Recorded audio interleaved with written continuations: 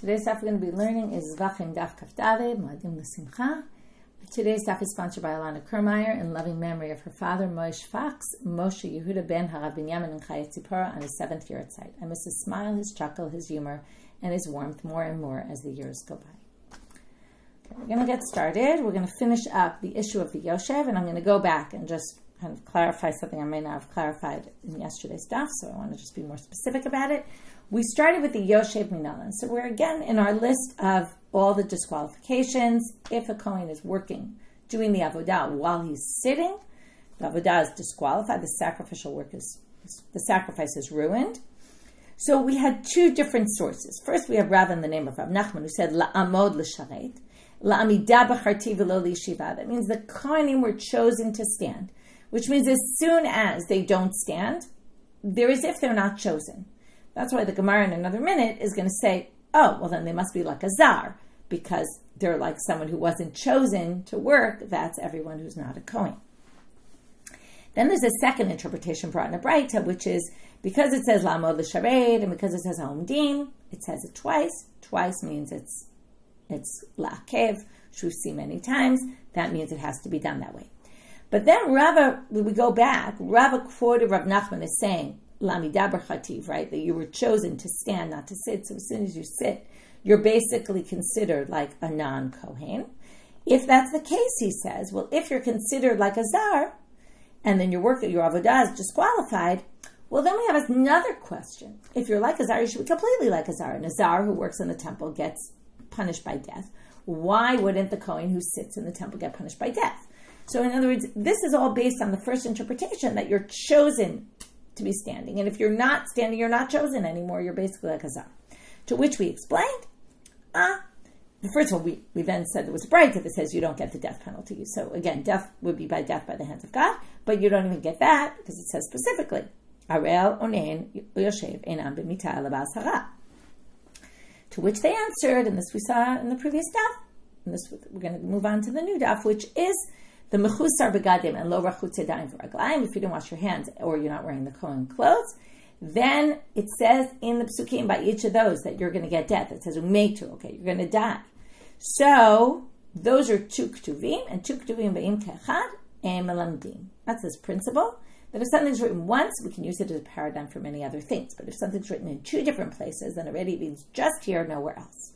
And that's why the Yoshev doesn't say they get death. And we can't learn it from Zar because it's written in two other places that there's two people who get death. And from there we learn only those, not anyone else. But if you say two places you could still get the death penalty, so what are you going to say then? I'm sorry, two places you could still learn to other places, which means theoretically the Yoshev could get killed by the hands of God. Well, but someone who drinks, comes into the temple drunk, also there it says, right? And then so you won't die, meaning you'll die if you come in drunk and do the sacrificial work while you're drunk. So in this case, there's three psukim. Everyone agrees. Once it says it 3 times for sure, it means only here, nowhere else.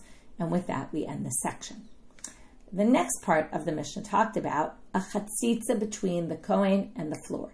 Kohen has to stand directly on the floor, and if he's, according to the Mishnah, omer al gabe kelim, standing on vessels, or al gabe behema, on an animal, or al gabe raglei chavero, or standing on his friend's feet, pasul. So if the kohen is standing on any one of those things while he's doing the work is disqualified. Minalan, where do we get this from? Ditana debe Rabbi Yishmael, ho'il uritzpa mikadeshet, u'klei sharet mikadshim, ma klei sharet lo yehi davar chotzetz beino levein klei sharet, af ritzpa lo yehi davar chotzetz beino levein ritzpa. So they make a comparison between the floor and the sanctified vessels. Now, I read it in one way. There's actually 2 different ways to read this, whether it's mikadeshet or mikudeshet. I'll explain them both in a minute. So let's read it first as mikadeshet. The floor can sanctify things, as well as sanctified vessels can sanctify things, right? We've learned that when you put something in the sanctified vessel, it makes it sanctified, okay? That's what a sanctified vessel does. So there's many things that end up going into these sanctified vessels in order to make them sanctified for use in the temple. Also, the floor can sanctify. How is that? So we learned that if you put, there's certain opinions that you can, if you put not opinions, but if you put something on the floor, and you burn it on the floor rather than on the altar, it's accepted, okay? It's like being put on the altar, even though you're supposed to put it on the altar, but you could theoretically. So that has the same powers, so to speak, or sanctification capabilities as the vessels. And just like a vessel, when you hold it, there can't be any sort of separation, interposition between your hand, let's say, and the vessel. Also, there can't be anything separating between you and the feet and the klei sharet. But there's a different explanation that it's mikudeshet. It is sanctified. Not that it sanctifies things, but it is sanctified. And the klei sharet are sanctified. And then that's just another interpretation. Okay, next we get to why the Mishna needed to say all three things. Because could have just said, you're standing on a vessel. End of story. So why do you have to say standing on a vessel, standing on an animal, standing on your friend's feet? Utsricha, they're needed. Why? If you'd said vessel, you'd say, okay, mishum delav mina de basal ninu. That's for sure an interposition, because a person's body, flesh, and a vessel are two completely different things, which means it would create an interposition. Aval behema de mina de basal hu emalo. But maybe if you're stepping on an animal, which is also flesh, right? So you have, body of person on body of animal. Maybe that's one type of thing, and therefore it's not considered an interposition. It's just, you're on something that's the same as you, so it sort of blends in, and it's not really an interposition. Therefore, you needed to say also be'ema. Now, yesh mina be'ema de lo mina de adam. What's the chiddush of adding also you're stepping on your friend's feet? Because you could still say an animal is different than a human. Right? An animal body is not the same as a human body. Maybe it's more similar to a utensil, but it's not. Right, but it's definitely different than another human body. So therefore, they needed to tell you, you might have thought another person, foot on foot, maybe isn't an interposition, and that's why they needed to give you all three cases. Now we're going to have a braita and then a question about another case, which is going to talk about unique cases relating to this issue of chatzitza. Tanya, Rabbi Eliezer Omer. So first we're going to bring a braita with Rabbi Eliezer's position. Raglo achat ala klif, or raglo achat ala ritzpa. Sounds like a bit like a Rabbi Yirmiyah question, but it's said in the name of Rabbi Eliezer, right? The Tana. What if you have one? Maybe he said this too early. If it had gotten to Rabbi Yirmiyah before it was said, maybe Rabbi Yirmiyah would have asked it. But raglo achat ala klif, or raglo achat ala ritzpa. One foot is on the vessel and one foot is on the ground. So here you have an interposition with one of your feet, but one of your feet is directly on the ground. Is that sufficient? Okay, this is just kind of the same. One is on the utensil, one is your foot is on a stone, but the other's on the ground. So what's the explanation here? What's the law? Well, the answer says Rowan. We assess the situation. They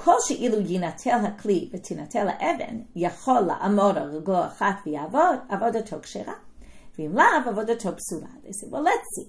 If we took away the stone or the vessel, would the person be able to balance on one foot and do the avoda? I'm thinking of like a Cat in the Hat book, right, where he's got the stuff in his hand and the blood in the cup and the foot on the ground on one foot. Can he do it? Okay, which I guess this depends on the capability of the kohen, how good his balance was. Did he prepare with some yoga before? So that's the question. If he could balance on one foot, then basically there's no chatzitza because he's standing on the ground, and that one foot is giving him solid ground. But if he can't balance on one foot and do what he's supposed to do, which is probably more likely, then we're going to consider this a chatzitza. Okay, next. By Rabbi Ami. Rabbi Ami asked, Nidaldalah even va'amar alehem mahu. What if the stone on the ground of the temple was loose? Okay, and then the kohen stands on it. Now, is that considered the ground, the floor? Or, by the way, flashback, Shuli Mishkin of this week wrote about the floor of the temple. And based on some excavations they found, also perhaps thinking about what might have been on the ground of the temple, there's an interesting article about the floor of the temple, so recommended reading. In any case, Rabbi Ami asks, if the stone was loose, and then you stood on that mahu. So now we have to figure out what this question is. Because we're going to see, if they don't plan to put the stone back into the ground, then for sure it's a chatzitza, it's no longer part of the ground. The question was, if you're planning to put it back in the ground, and you just haven't fixed it yet, and it's loose, So his question is, since you plan to put it back in, do we view this as if it's attached to the ground already? Or do we say, well, right now it's detached, so it's considered separate from the ground, in which case, if you're stepping on it, it's not, your avoda is disqualified. So that was Rabbi Ami's question, version 1. Now we're going to have version 2 of Rabbi Ami's question, and either which way, we're going to end with a teku, we don't have an answer. Rabbi Zute bai lahachi. So Rabbi Zute had a different version of his question. By Rabbi Ami, that Rabbi Ami asked the following: Ne'ekra ha'even v'amad bimkoma mahu. If the stone was taken out and you stood in the place where the stone had been, so you're standing in a lower part of the floor. Okay, so there's this kind of hole in the ground, and you're standing in that hole. Mahu. What's the halacha? So now they say, Mai kamibayle. Again, what's the question here? Ki kaddish David ritzpa el yona kaddish. When David sanctified the floor, did he sanctify the upper floor, meaning the stone floor, or whatever it was made of? O dilma ad la'arit etoma kaddish. Or did he sanctify all the ground below it as well? So now, if that's the question, okay, is the kedusha just on the tiles, the stone, the marble, whatever the floor was made of? Or does it go deeper, right, into the ground underneath? But if that's the question, then the question shouldn't have asked if one stone is taken out of place and the kohen stands there. He should have asked, he should have asked if the whole floor is uprooted and someone's standing on the ground. So that doesn't make sense if that was his question. To which they're going to answer, which, by the way, then has nothing to do with chatzitza. You follow? If we say that's the question, it has to do with the kedusha of the ground in the temple. Is it in the ground itself, or is it on the floor? Okay, whatever the floor is made of, which in this case we're talking about stone. But then they're going to say that's not the question, because then the wording of his question doesn't make sense. He should have said if the whole floor is taken out, because it's really a question about the whole floor. In which case they're going to explain the question differently, which is also not going to have to do with an interposition, a chatzitza. La'olam pshita le da'ad arite toma kaddish. For sure, the whole thing is sanctified, even underground. So, go down. This is like how tuma goes up, right? This is the sanctity goes down, all into the depths. But hacha kamabayle, the question is, okay, now try to imagine the situation. You have a nice floor, and then there's a big gaping hole in the floor. And the kohen specifically is standing there when he does the avoda. So the question here is, derech sherupakach? Is that appropriate to do the avoda, specifically stand in the hole where there's an empty, spot in the floor? It doesn't seem like that's respectful, or not, or maybe it's fine. Teku, and we end without an answer. So in the end, so what we did here was we started with a braita of Rabbi Eliezer, who basically talked about this situation of 1 foot on, 1 foot off, and basically the balancing issue. Then we got to this question of Rabbi Ami, which we thought one had to do with this chatzitza issue. Right? The first one for sure did, which is if the oven was taken out, is it a chatzitza or not if it's not put back in? If you're planning to put it back in, but it's not yet in. And the second is the issue of is it appropriate to stand in the gaping hole in the floor? And then it has nothing to do with chatzitza. Next sugya. Kibel b'smol pasul v'Rabbi Shimon machshir. This is the end of the Mishna, where there's no smachloket, right? In all the cases we said, does this, disqualified. Now we're going to talk about doing things with your left hand. Okay? And for this, there's Din and Daf, super interesting and also relevant to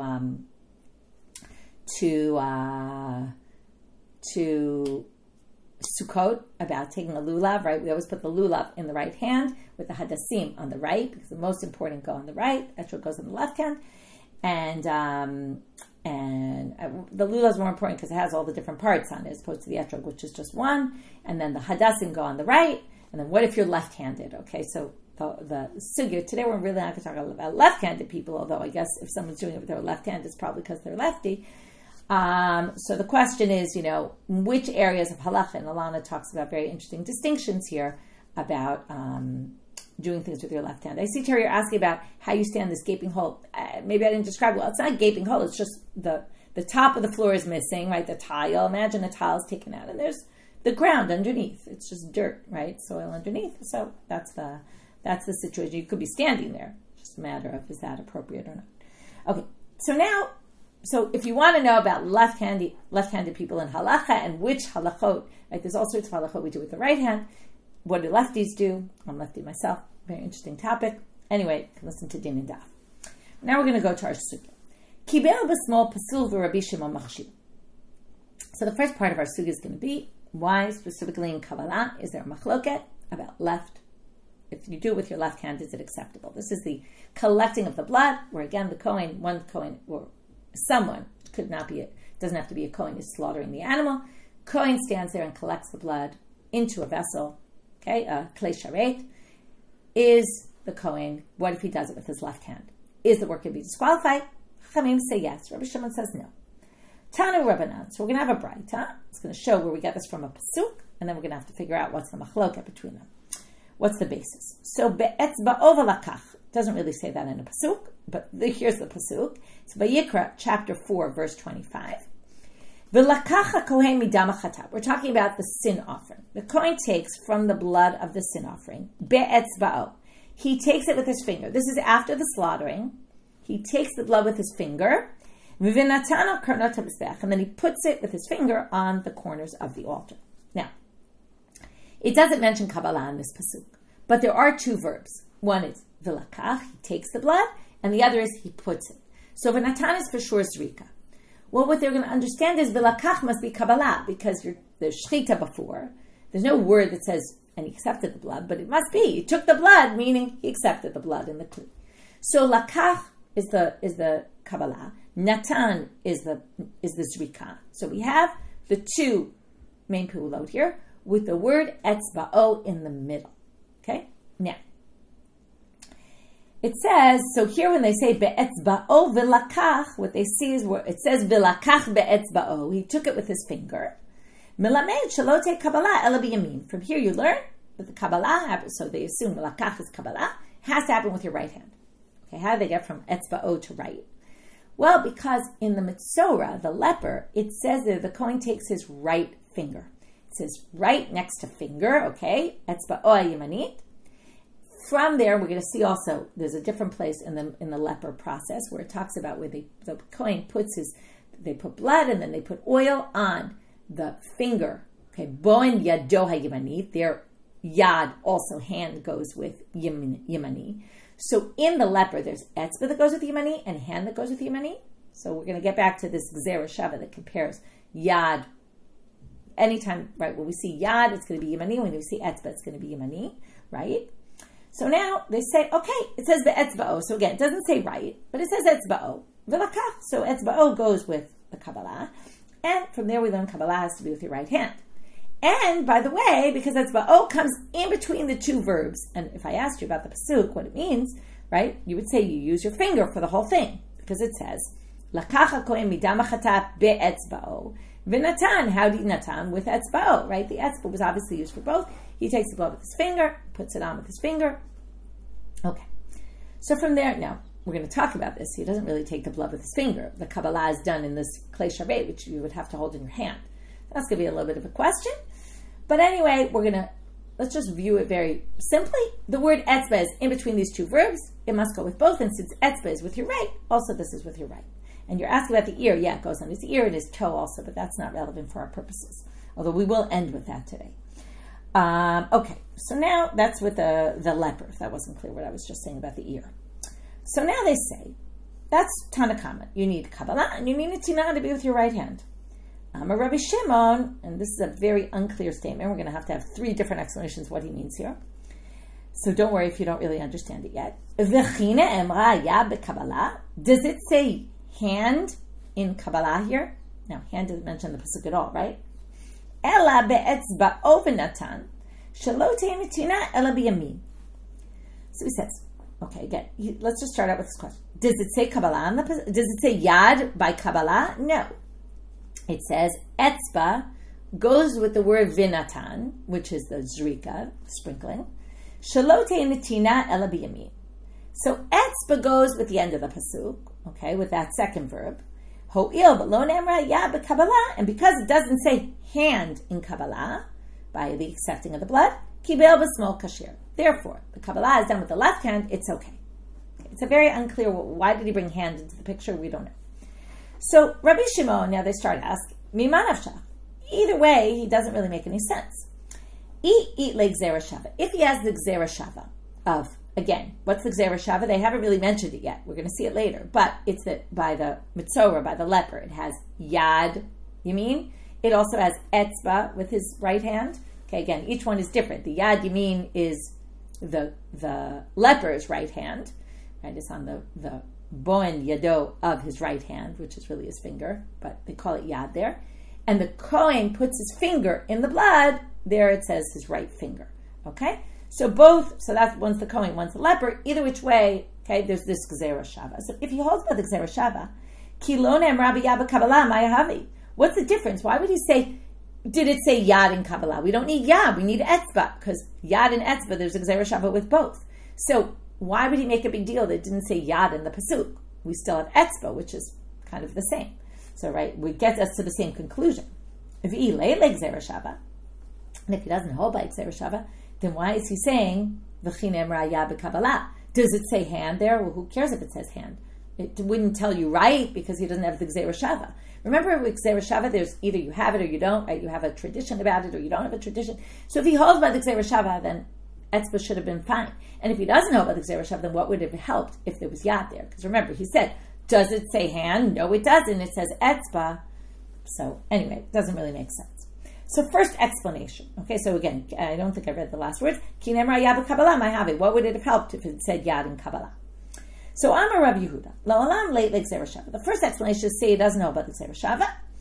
And Hachi Kamar, and this is what he said. V'chine emar yad yimanit b'Kabbalah. It was missing an important word.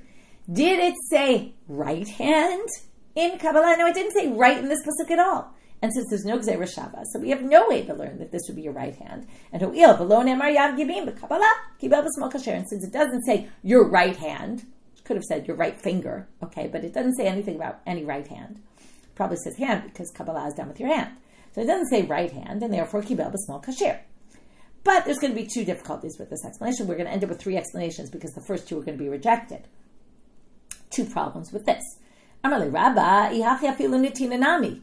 Well, it doesn't say right by sprinkling of the blood, by the placing of the blood. It doesn't say right there either. So if it doesn't say right there, then why, and that's what's obvious, is that Rabbi Shimon disagrees specifically about Kabbalah. He doesn't disagree. He thinks the sprinkling of the blood for sure has to be done with the right hand. Although we will suggest at the end of today's daf that perhaps not. But right now we assume that Rabbi Shimon thinks that he also that the sprinkling would have to be done with the right, and it doesn't say right about the sprinkling at all, or the placing of the blood. Ve'od. Okay, now remember, Rav Yehuda said he doesn't have a Gzera Shava, but that's not true. Because ve'od v'chilei le'le Rabbi Shimon Gzera Shava. What, he doesn't know the Gzera Shava? I'll quote your braita where it's clear he holds by the Gzera Shava, and here we're going to see the Gzera Shava. V'hatan Rabbi Shimon, kol makom shenemar yad, ena el yamin, etzba, ena el yamin. Rabbi Shimon says, if it says Yad, it's Yamin. If it says Etzba, it's Yamin. Now, he doesn't say Gzera Shava, but he obviously learns that from the Gzera Shava from the leper. How else would he get to that? So basically, that first answer is no good. Okay, second explanation. El Amarava. Lo'olam eat like Gzera Shava. Okay, now we're on, obviously Rabbi Shimon does hold by the Gzera Shava. So what could his debate be then? If it says Etzba, Etzba would mean right. Well, Hachi Kamar. V'chine emra ya b'Kabbalah, ho'ir v'lo ne'emra Yad b'Kabbalah ela etzba, v'i efshar lekabel be'etzba, kibel b'smol kasher. The word etzba, now remember, the word etzba is in between the two verbs. Which verbs? V'lakach, v'natan. Lakach, Kabbalah, v'natan, placing the blood. Now, which one can you do with your finger? Placing the blood. Which one can't be done with your finger? Catching the blood in a vessel. You need a hand to hold the vessel, maybe even two hands. At least one hand, not a finger. You can't really hold a vessel with your finger. So, since you can't hold the vessel with your finger, and it says finger in the pasuk, now here it makes perfect sense with this wording.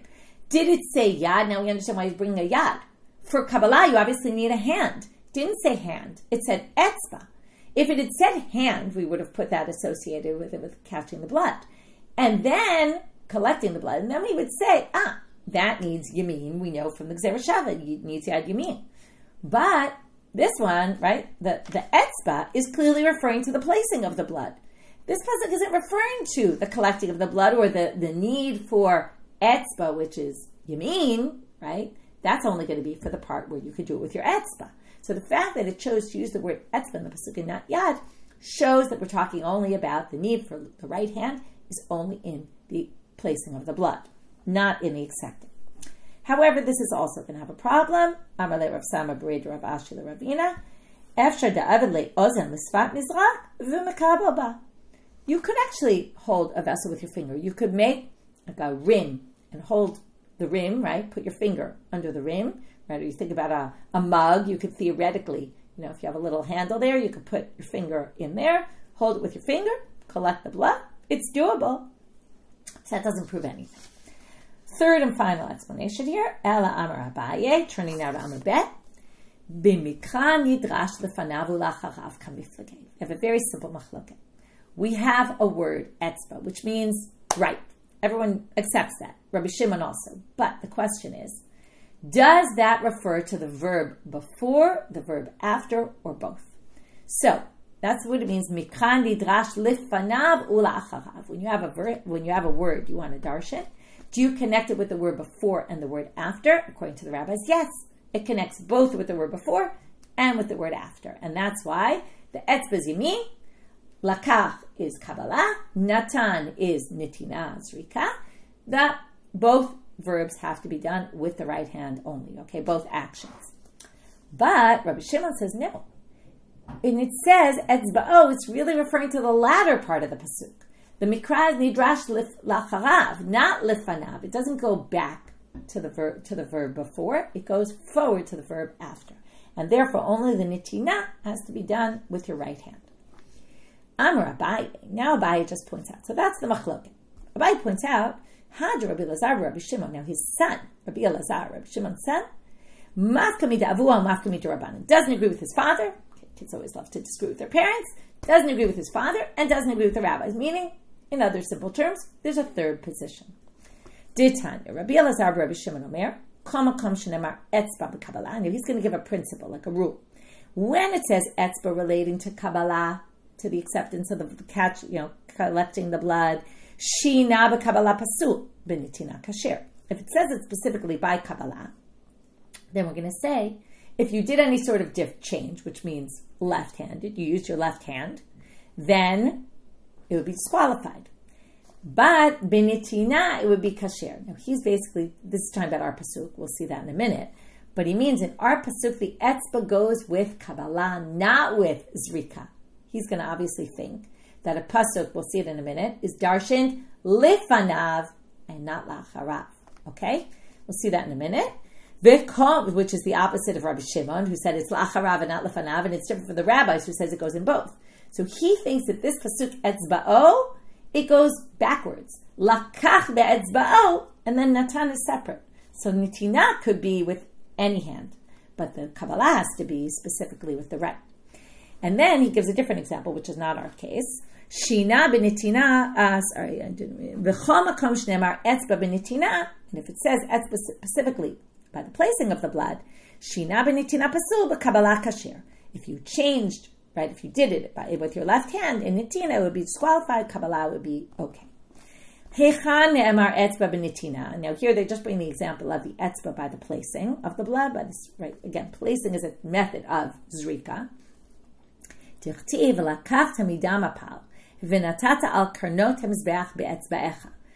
is the parchatat of the Miluim, when they did this consecration days of the temple.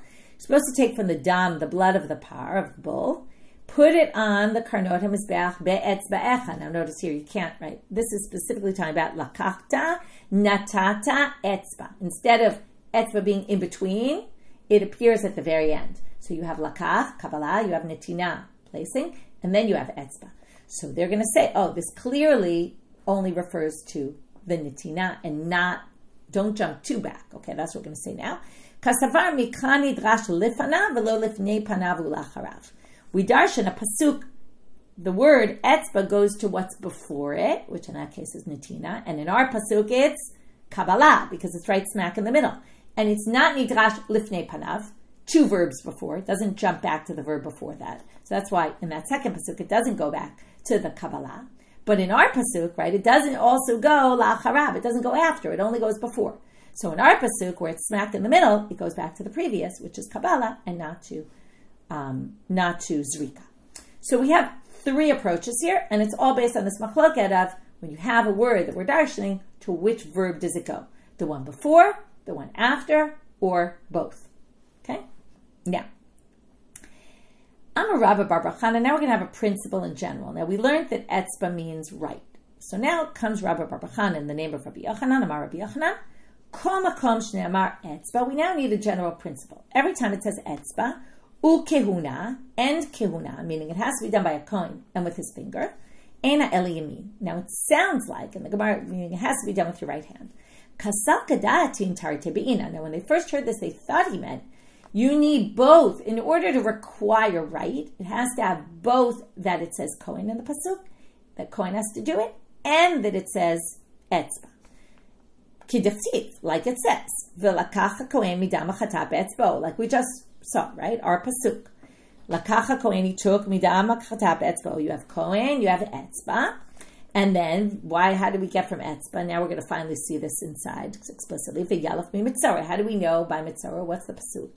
Diftiv v'tavala kohen et etzba'o yamani. The kohen dips his right finger. So there you have etzba kohen. It means has to be done with the right hand. And then we can learn from there to all sorts of other cases. To which they answer, but wait. Hare kmitza de lo ktiv bahu ela kehuna utnan kamatz b'smol pasul.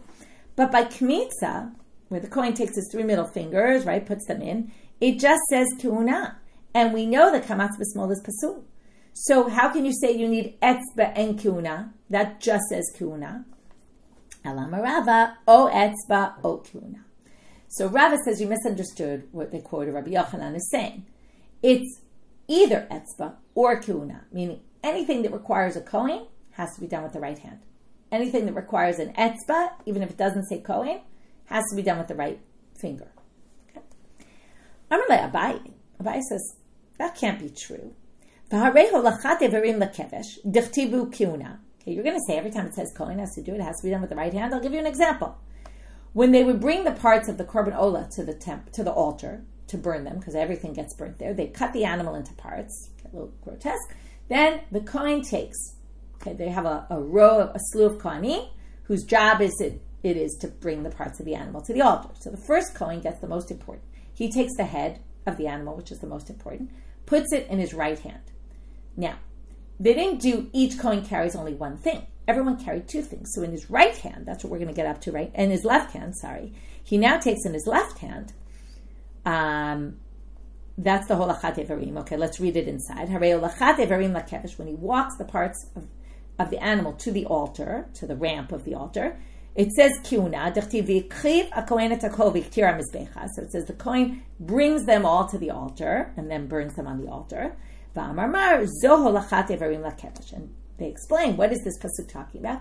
It's talking about walking the parts to the altar. Because it just said, he kriv kohen. What does it mean, kriv? It could mean sacrificed. It could mean, right? What it means here is, he brought it close. We've said this before, that they try to figure out what the word kriv is. Sometimes it's Kabbalah.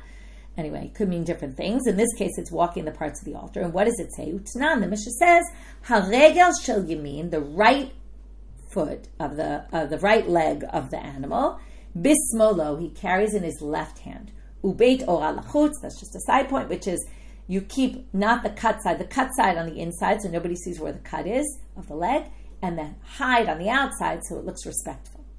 Anyway, the point being, this is an avoda that the kohen has to do. It says a kriva kohen, and he does it with his left, because remember, the head is in his right hand. So he carries the other one in his left hand. Now, if left was, every time it says kohen, it means left, this would be disqualified. So they're going to explain, now they're going to limit a little bit what Rabbi Yochanan said. When we said either etzba or kuna, we're talking about b'davar ma'akev kapara. This is a running theme. It's only in the items that affect atonement. Remember, as soon as you sprinkle the blood, your atonement is done. The burning of the parts on the altar happened after. That's already a later process if you're supposed to do it. But if you didn't do it, the korban is still accepted. So that's not what we're talking about. We're only talking about within the key essential rites. Have to be done where it says kohen, they all have to be done with the right hand. But something that doesn't, okay. And why do we get just Damar Makev Kapara, Dumia de Mitzorah, just like the leper? The leper, the parts that we talked about, were the essential parts, right? The Kohen had to dip his finger to put the blood on the altar. So that clearly was a part that was essential for the process. Now they're going to ask another question. Varei Kabbalah, Diftivu Kiuna, Udavar Ma'akeh B'Kaparau, Utznan, Kibel B'Smol Pasul, Rabbi Shimon Machshir. But wait, Kabbalah is Davar Ma'akeh B'Kapara, and Rabbi Shimon said it's kasher.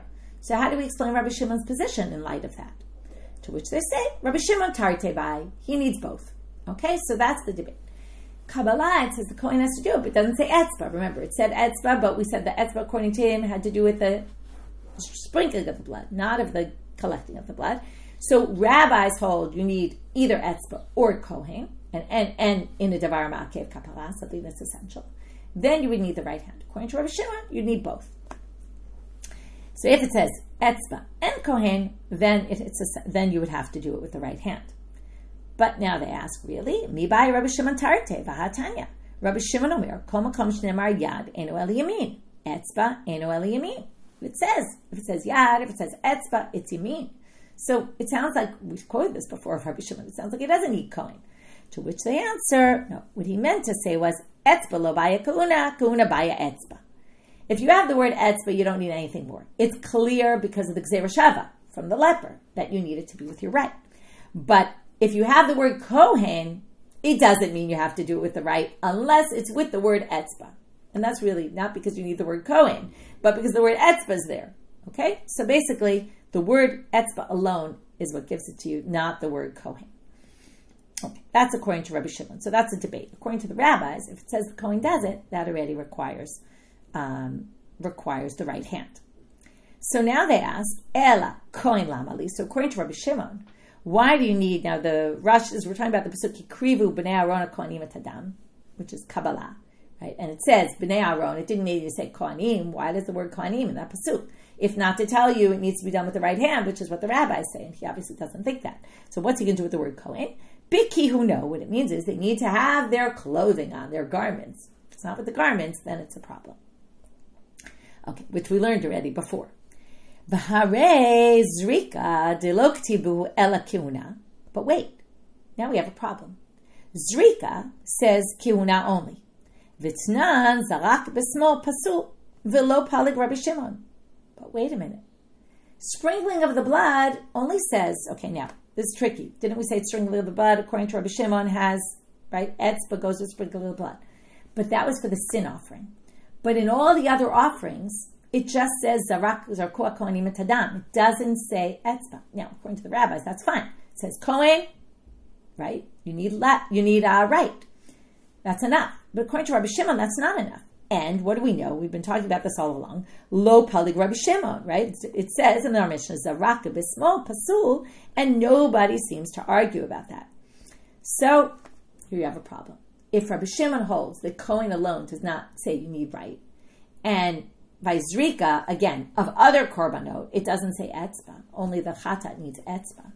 And it doesn't say yad either, so it doesn't have any word that indicates right, other than kohen, which, according to the rabbis, indicates right. So why does Rabbi Shimon not disagree? To which I mentioned this before. We're going to now get to, we're almost at the end of our daf, a new unique opinion that we didn't see before. We thought Rabbi Shimon only disagreed about Kabbalah, and that was the whole principle, right? That was how Abai said. The pasuk is specifically talking about that, right? But when it comes to other korbanot, we're going to say, Amar Abai palig bebraita. He actually does disagree. He didn't say it in our Mishnah for some reason, but he does disagree in a braita. So again, we're talking not about the chata, because that we already proved needs the right hand, according to Rabbi Shimon. But any other korban, the zrika also, if you did it with the left, it's not disqualified. I got to imagine that Rabbi Shimon does think you're supposed to use the right hand, but what he means is that it's not disqualified if you did it with the left. Okay? Zarak b'smol pasul, right? So it says here again, Kibel b'smol pasul, Rabbi Shimon machshir, Zarak b'smol pasul, Rabbi Shimon machshir. So here you see, he argues over Kabbalah, and he argues about zrika. So that resolves that problem. Now we have one last question, and this goes back to not Rabbi Shimon anymore. Okay, so we explained Rabbi Shimon. Let's just review from the Rabbi Bar Chana and Shem name Rabbi Yochanan. He said, etzba or kuna. We thought maybe both, but then we said, no. Either etzba or kuna means you have to do it with the right. And Rabbi Shimon says, no, etzba means right. Kahuna by itself doesn't mean right, unless it comes with etzba, okay, with finger. Now, then we're now going to say, Elahada Amar Rava, Yad Yad L'Kmitza, Rega Rega L'Chalitza, Ozen Ozen L'Ritzia. By the leper, it says, as I mentioned before, you have to put it on Boen Yadoa Yimanit, Boen Ragloa Yimanit, and Boen Oznoa Yimanit. And Shnuch Ozen Yimanit.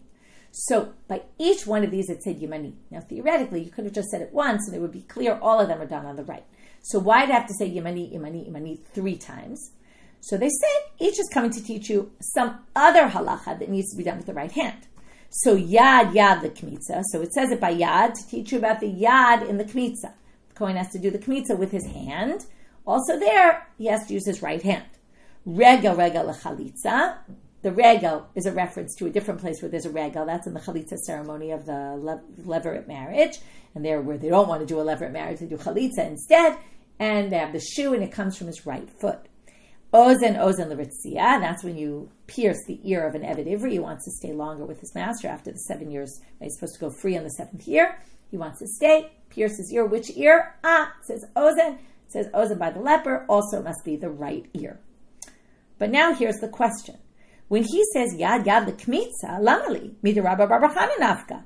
You can learn it from Rabbi Bar Chanan's quote of Rabbi Yochanan, because the Kmitza, the only one of these 3 ceremonies, has to be done by a kohen. So once you have kohen, that's all you need. You don't need Yad Yad. You don't need that drasha. So what's that drasha coming to do? So Chad L'Kometz v'Chad L'Kiddush Kometz. We'll finish here. One is for the Kometz. That's the kohen does the Kmitza, which is takes his 3 fingers, puts it in the dough of the mincha, right? Of the dough that we prepare for the mincha, takes it out. That has to be done with the right hand. That we already learned from the yad, because it's the kohen. Kohen has to do it, so we got that. Or it says yad there also. But there's another action, and that wasn't so clear that you need, right? And that is learned from this Gzera Shavi here, yad l'kmitza. Has to be done with the right. That's kiddush kometz. What happens after? So first you put this whole dough of the mincha in a klei sharet. We started with the klei sharet, right? We were talking about that before. So you put it in the sanctified vessel when we talked about the floor and comparing it to a klei sharet. Then you take out the kmitza. The kohen takes out the section which is going to ultimately be burnt on the altar. That goes into another klei sharet. Once the kohen takes it out, he puts that in a sanctified vessel. So that is done with the right hand, and that's what he learned from Yad Yad. If you just had the first, right, the original reference, it's Kohen doing it, then you would say, oh, that teaches us the kmitza has to be done when he takes out from the dough. That's like the most important part. It's like the shechita. It's parallel to slaughtering. And a korban, because there you're separating out what you're going to end up burning on the altar.